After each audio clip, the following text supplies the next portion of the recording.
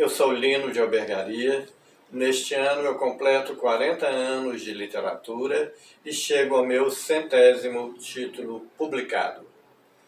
Eu peço que você se inscreva no meu canal como incentivo para que eu continue publicando e dando sequência a esta série de vídeos.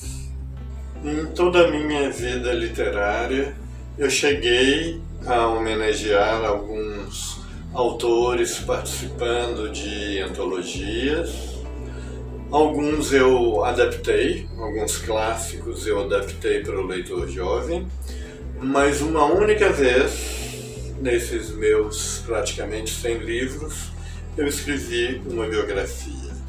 E essa biografia teria de ser de Monteiro Lobato, que é o pai da nossa literatura infantil, o autor que eu li na minha infância, o autor que está na origem do meu desejo de escrever para crianças e para jovens, um autor também que me inspirou no seu modo de lidar simultaneamente com a fantasia e com a realidade, o autor que inspirou toda a minha geração de escritores que trabalharam com literatura infantil e juvenil. Esse autor que ultimamente vem sendo tão criticado, pelo olhar anacrônico de nosso tempo, que não considera que alguém da época de Machado de Assis não tivesse consciência de um racismo que às vezes aparece na obra dele, mas que era um racismo de toda a sociedade brasileira. Então, o Monteiro Lobato é um homem que vem de uma herança do Brasil imperial, um Brasil escravocrata, de uma família de origem rural, neto de um visconde, do Visconde de Tremembé, de quem ele herdou a fazenda, que até eu inspiraria a criar o Sítio do Pica-Pau Amarelo, e nesta fazenda havia uma grande senzala, porque as pessoas ainda conviviam com a escravidão.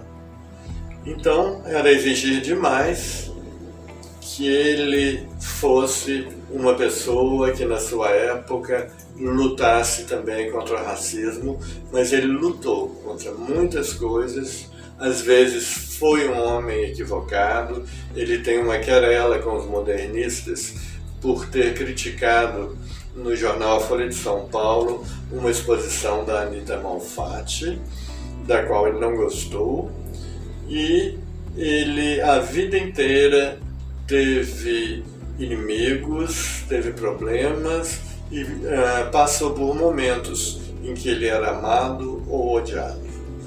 Mas o Monteiro Lobato, a gente tem uma grande dívida com esse autor, porque se não fosse ele, provavelmente não existiria uma literatura infantil no Brasil. Há vários países no mundo que não têm literatura infantil. O que eles publicam para crianças são tradutores de livros escritos em outros, são traduções de livros escritos em outros países. Então essa minha homenagem ao Monteiro Lobato é uma biografia que se chama Boneca e Saci, em que a vida dele eu tento recontar por meio de dois dos seus personagens mais conhecidos, a boneca, que é a Emília, e o Saci Pererê. A contracapa do livro, ilustrado pela Andréia Vilela, com muita felicidade, dá uma ideia do que há dentro desse livro. Então, o Monteiro Lobato ele é surpreendido dentro da fazenda da Boqueira, aquela fazenda que ele herdou do avô Visconde, e ele está num quarto dormindo, e o quarto é invadido pelo Saci, que seria um de seus personagens. E também, como ele é surpreendido pelo Saci, o Saci é surpreendido pela Emília. que aparece atrás dele, e eles observando o autor dormindo, eles começam a comentar sobre ele.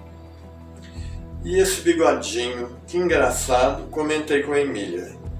Logo me lembrei de um filme. Gosto dos filmes antigos e do escuro dos cinemas, ou das salas de televisão, e de um personagem que eu tinha adorado. Será que eu tinha entrado na casa de Charles Chaplin, no Carlitos? Pijama listrado, dava para ver a gola e as mangas, era o pijama do Carlitos. Como você é bobo! Emília tirou sarro da minha cara. Este é o Monteiro Lobato, um escritor. Um escritor, está sabendo? Mas que parece com Chaplin, ele parece. Só se for por fora. Por dentro é um Dom Quixote. Dom Quixote? É. Ele contou essa história para as crianças. Não era uma história que ele inventou. É de outro escritor, um espanhol. Mas ele escreveu de um jeito mais simples e me colocou de personagem. Ele gostava muito de Dom Quixote porque se parecia muito com ele. Os dois eram cheios de ideias e de imaginação.